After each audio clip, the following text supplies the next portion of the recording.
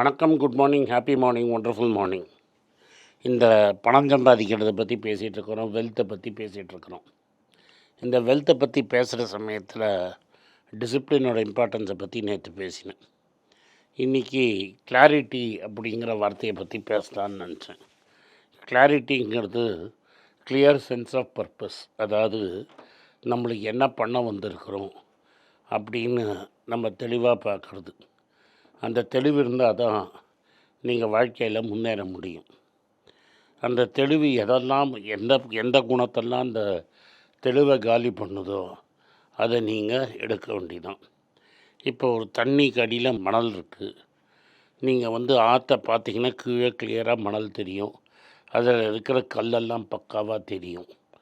ஆனால் அதே அந்த ஆற்று மணலை எட்டி உதச்சி கொஞ்சம் நீங்கள் கீழே போய் கலந்து விட்டிங்கன்னா எல்லா இடத்துலையும் அழுக்கு மண் தான் தெரியும். கொஞ்சம் நேரம் ஆகும், ஒரு அரை மணி நேரம் 1 மணி நேரம் கழித்து அந்த மண் கீழே மெதுவாக போய் செட்டில் ஆகும். பை நேச்சர் தான் செட்டில் ஆகணும், நீங்கள் ஒன்றும் பண்ண முடியாது.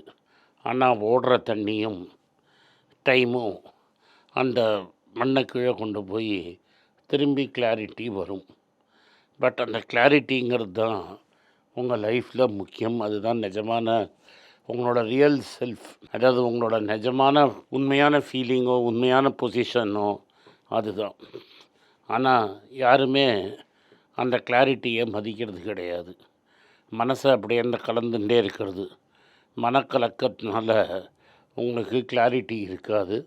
பர்பஸ்ஸு வாழ்க்கையில் எங்கே போகிறோங்கிறதே தெரியாது. அதனால் மனசை கரெக்டாக தெளிவாக வச்சுக்கணும். இந்த தெளிவிலேருந்து உங்களை டிஸ்டார்ட் பண்ணுறதுக்கு பல குணாதீசங்கள் இருக்குது.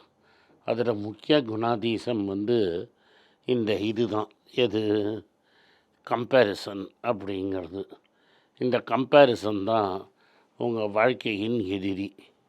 கம்பேரிசன்னா என்னென்னா, பக்கத்தில் இருக்கிறவன் என்ன செய்கிறான், எழுத்து வீட்டு ஆள் என்ன செய்யலாம், பக்கத்து வீட்டு ஆள் என்ன செய்கிறான், கிளாஸில் பக்கத்து பெஞ்சில் உட்காந்துட்டு இருக்கிற பையன் என்ன செய்கிறான், கம்பெனியில் நம்மளோட கூட வேலை செய்கிறவன் என்ன செய்கிறான், நம்மளோட காலேஜ் படித்தவன் எங்கே போய் சேர்ந்துட்டான், இதெல்லாம் பார்க்குறச்ச உங்களுக்கு லைஃப்பில் உங்களுக்கு இருக்கிற கிளியர் சென்ஸ் ஆஃப் பர்பஸும் கிளாரிட்டியும் போயிடும். நீங்கள் மற்றவனை பார்த்து ஐயோ அவன் போயிட்டானே, நம்மளுக்கு முன்னாடி ஓடிட்டுருக்கானே, நம்ம ரேஸில் நம்மளுக்கு முன்னாடி போயிட்டானே, நம்ம என்ன பண்ண போகிறோம் அப்படிங்கிற ஒரு கோபம் வரும், ஒரு வருத்தம் இருக்கும். இது எல்லாத்தையும் நீங்கள் அவாய்ட் பண்ணணும். ஏன்னா இந்த கோபம் வருத்தம் தான் பொறாமை கொண்டு போய் விடும், வயிற்றுச்சலை கொண்டு போய் விடும். பொறாமையும் வயிற்றுச்சலும் வந்தால் உங்கள் காணாமல் போயிடுவீங்க. பட் வெறும் அந்த வயிற்றுச்சல் வரைக்கும் போக வேண்டாம். வெறும்னா உங்களுக்கு பொறாமை இருந்தாலே, வெறும்னா கம்பேரிசன் பண்ணாலே, ஐயோ அவன் முன்னாடி போகிறானேன்னு அவனை பார்க்குறச்ச உங்களோட பர்பஸ் இன் லைஃபு, நம்ம எதுக்கு வந்திருக்கோம், நம்ம என்ன ஸ்கில் செட் ஆட் பண்ணணும், நம்மளுக்கு வேறு என்ன அவென்யூ இருக்குது குரோத்துக்கு, பணம் சம்பாதிக்கிறதுக்கு 4-5 ரூட் இருக்குது ஒரு ஆளுக்கு. அதெல்லாம் போய் நம்ம ஒரே ரூட்டை பார்த்துட்டுருப்போம், சம்பளத்தை மட்டும் வாங்கிட்டுருப்போம். மற்ற சமயத்தில் என்ன பண்ணலான்னு பார்க்க மாட்டோம். ஐயோ அப்படின்னு அவன் பண்ணுறானேன்னு அதை பார்க்குறதுலே நம்ம டைம் போயிடும்.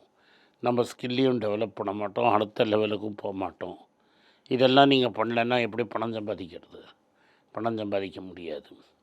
அதனால் அவனுக்கு டைம்னு ஒன்று வரும். உங்கள் டைமுங்கிறது உங்களுக்கு வரும். பொறுமையாக இருக்கணும். வாழ்க்கையில் எல்லாம் ஈக்குவலாக இருக்காது, நேச்சர்லேயும் எல்லாம் ஈக்குவலாக இருக்காது. சில மரம் குட்டையாக இருக்கும், சில மரம் நெட்டையாக இருக்கும். இப்போ மாமரம் பார்த்திங்கன்னா பெருசாக ஹைட்டில் வளராது, அது பாட்டுக்கு சைடில் பிரான்ச்சஸ்னால் வளர்ந்து பெருசாக இருக்கும், பிரெத்து ஜாஸ்தியாக இருக்கும். தென்னை மரம் நேராக நட்டையாக இருக்கும், மேலே 4 ஓலை தான் இருக்கும். அப்போது தென்னை மரத்தை பார்த்து மாமரம் பொறாமப்படலாம். நான் அவ்வளோ நெட்டையாக இல்லையே, நான் இப்படி சைடில் தானே வளர்கிறேன், பிரான்ச்செல்லாம் எனக்கு ஏன் இல்லைன்னு. தென்னை மரம் யோசிக்கலாம், நான் ஒரே குச்சி மாதிரி இருக்கேனே, என் மேலே 4 ஓலை தானே இருக்குது, எனக்கு ஏன் பிரான்ச் இல்லைன்னு நினைக்கலாம். அது வந்து நேச்சர் தான் கேட்கணும். ஒன்றொன்றையும் ஒரு மாதிரி படைச்சிருக்கு. அதே மாதிரி இறைவன் உங்களையும் ஒரு மாதிரி படைச்சிருப்பான். ஸோ நீங்கள் உங்களுக்கு உங்களோட லைஃப்பில் ஸ்டார்டிங் பாயிண்ட் வேறு, பக்கத்து வீட்டு பையனோட ஸ்டார்டிங் பாயிண்ட் வேறு, உங்கள் லைஃப்பில் இருக்கிற சுச்சுவேஷன் வேறு, அவனுக்கு லைஃப்பில் இருக்கிற சுச்சுவேஷன் வேறு. கொஞ்சம் டிஃப்ரென்ஸ் இருந்தாலும் பெருசாக போயிடும். இப்போ நீங்கள் மெட்ராஸ்லேருந்து ஃப்ளைட் டேக் ஆஃப் பண்ணிங்கன்னா ஒரு 1 இன்ச் 2 ஃப்ளைன்லேயும் இந்த மூக்கு 2 இன்ச் இந்த சைடு இருந்தால் ஒரு பிளெயின் நேராக போகிற பிளெயின் டெல்லிக்கு போயிடும். அதே ரூட்டில் போகிற நோஸ் மட்டும் 1 டிகிரி 2 டிகிரி மாறி இருந்தால் அது கல்கட்டா டாக்காக்கு போய் சேர்ந்துடும். அது மாதிரி வாழ்க்கையில் நம்ம வந்து 2 பேரும் ஒரே இடத்துல ஆரம்பித்தாலும் ஒவேரியன் லாட்ரியில் ஒருத்தனுக்கு லக்கு நிறைய அடித்து ஒருத்தனுக்கு ஒவேரியன் லாட்ரியை விடலைன்னா ஒரு பெரிய டிஃப்ரென்ஸ் இருக்கும். இப்போ நம்ம வந்து இன்வெஸ்ட்மெண்ட்டு பணம் பற்றி பேசுகிறோம். 2 பெரிய இன்வெஸ்டர் ஒரே சமயத்தில் பிறந்தாங்க. 1932 2 பேர் பிறந்தாங்க. ஒன்று சொரோஸ், ஒன்று பஃபெட்டு. 2 பேரும் பெரிய சக்ஸஸ்ஸு. ஒரு ஆள்கிட்ட $30 பில்லியன் தான் இருக்குது, இன்னொரு ஆள் $140 பில்லியன் வச்சுருக்கிறான். 2 பேரும் பணத்தை நிறைய தானம் தர்மமாக கொடுத்துட்டாங்க. அப்போ ஏன் பஃபெட் இன்னும் சக்ஸஸ்ஃபுல், சொரோஸ் ஏன் சக்ஸஸ்ஃபுல் அவ்வளோ ஆகலை? ஏன்னா பஃபெட்டுக்கு சின்ன வயசுலேயே அவங்க அப்பனே புரோக்கர். அப்படியே அவன் நீட்டாக அவன் வாழ்க்கையை ஒரே சீராக நேராக கண்டு போயிட்டான். கரெக்டாக காலேஜ் படித்தான். காலேஜ் முடிக்கிற சமயத்துலேயே பெஞ்சமின் கிராம் கிடச்சான், டேவிட் டாட் கிடச்சான். அவன்கிட்ட போய் படித்தான். திரும்பி வந்தால் அவங்க அப்பா ஒரு ஸ்டாக் ப்ரோக்கிங் கம்பெனி வச்சுருந்தார். அந்த கம்பெனி 2 வருஷம் வேலை செஞ்சான். அதுக்கப்புறம் திரும்பி மென்டரே கூப்பிட்டு பார்ட்னர்ஷிப் ஃபேமில் வந்து இன்வெஸ்ட்மெண்ட் அட்வைஸராக போட்டார். 2 வருஷம் கழிச்சு திரும்பி ஊருக்கு வந்தான். சொந்தக்காரங்கள்லாம் காசு கொடுத்தாங்க, டே மங்காத்தா ஆடுறா ராசான்னு. கரெக்டாக மங்காத்தா ஆடினான். பணம் சம்பாதிச்சான். வரிசையாக அப்படியே டக் டக் டக் டக்குன்னு போயிட்டான். சோரோஸ் அப்படி கிடையாது. பிறந்தது ஹங்கேரி, பிறந்தது யூதவர். அந்த ஊரில் யூதவர் ஹிட்லர் வந்தான். அமெரிக்கா பக்கம் ஹிட்லர் வரல, அதனால் வேர்ல்டு வார் 2 அங்கே வரல. ஜெர்மனி ஹங்கேரியை பிடிச்சான். யூதர்களெல்லாம் காலி பண்ண பார்த்தான். சரோஸும் தப்பிச்சா உயிர்னு ஒளிஞ்சுன்னு தான் இருந்தான். அப்புறம் எப்படியோ ஹங்கேரியிலேருந்து தப்பித்தான். ஹங்கேரியிலேருந்து தப்பிச்சு ஆஸ்திரியா வழியாக லண்டன் வந்து லண்டன் ஸ்கூல் ஆஃப் எக்கனாமிக்ஸில் படித்து அப்புறம் லண்டனில் கொஞ்ச நாள் குப்பை கொட்டிட்டு 37 வயசில் தான் இங்கே அமெரிக்காவுக்கே வரான். அங்கே வந்து சோத்துக்கே வழி கிடையாது. அவங்க அப்பாவை அமெரிக்கா கூட்டின்னு வந்துட்டு ஆப்ரேஷன் பண்ணுற கூட காசு கிடையாது.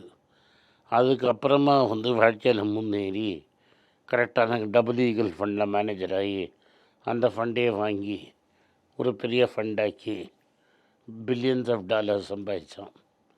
பட் அதுக்கெல்லாம் டைம் ஆச்சு. 38 வயசில் தான் ஆரம்பித்தான்.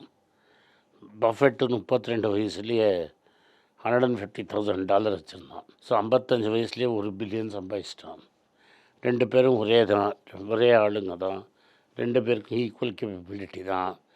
பஃபெட் ஆரம்பித்தது வேறு இடம், சொரோஸ் ஆரம்பித்தது வேறு இடம். 2 பேரும் ஓடுறச்ச சொரோஸ் ஜீனியஸ் மாதிரி ஓடினாலும் பஃபெட்டை பிடிக்க முடியல. அதனால் சொரோஸ் வந்து பஃபெட்டை நினச்சி தலையை துண்டை போட்டுன்னு வைங்க, காடை கட்டி வச்சுட்டு வெளியே வர முடியாது. பட் அவனுக்கு லைஃபோட டிஃப்ரென்ஸு கிளியராக தெரியுது. அதை கரெக்டாக யூஸ் பண்ணால் கரெக்டாக சக்ஸஸ்ஃபுல்லானான். பட் பஃபெட்டோட கம்பேர் பண்ணால் குடிச்சதில் தலையை முட்டிக்கணும்னு தெரியும். இவன் ஹங்கேரியே ஓப்பன் மார்க்கெட்டாக இருந்து அங்கேருந்தே இன்வெஸ்ட் பண்ணி இவனையும் 10 வயசுலேயே இன்வெஸ்ட் பண்ண விட்டுருந்தா பெரிய ஆளாக இருப்பான். அதனால் நான் என்ன சொன்னேன்னா, ஒருத்தரை கம்பேர் பண்ணிக்கிறது தப்புன்னு இதுலேயே நீங்கள் புரிஞ்சுப்பீங்க. பணக்காரனாத்துக்கு 2 பேருக்கு 2 ரூட் இருக்கலாம். உங்களுக்கு எந்த ரூட்டுன்னு கடவுள் போட்டிருப்பான். அது சரியான டைமில் உங்களுக்கு வரும். நன்றி, வணக்கம்.